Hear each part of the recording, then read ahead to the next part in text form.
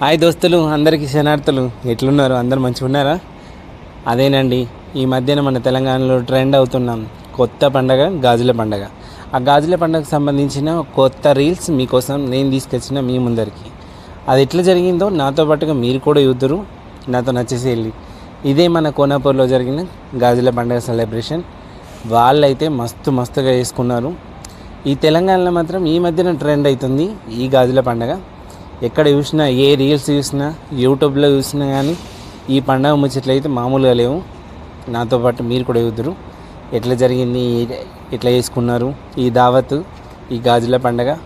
భలే చేసుకున్నారు, నాకైతే భలే నచ్చింది. మీరు కూడా చూసిన తర్వాత మీ అభిప్రాయం కూడా చెప్పండి, పర్వాలేదు, సరేనా?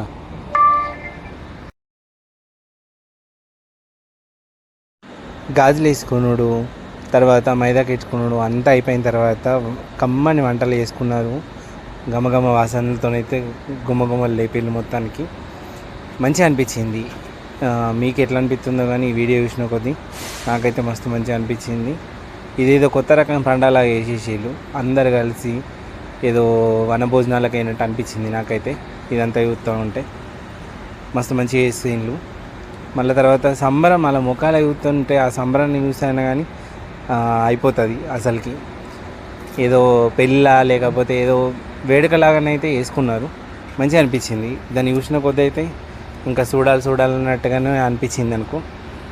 అట్లా వేసిళ్ళు దాన్ని అయితే మస్తు మంచిగా అనిపించింది. దీన్ని చూసిన కొద్ది అయితే మళ్ళీ చూడాలన్నంత ఇట్లా వేసుకుంటారేమో.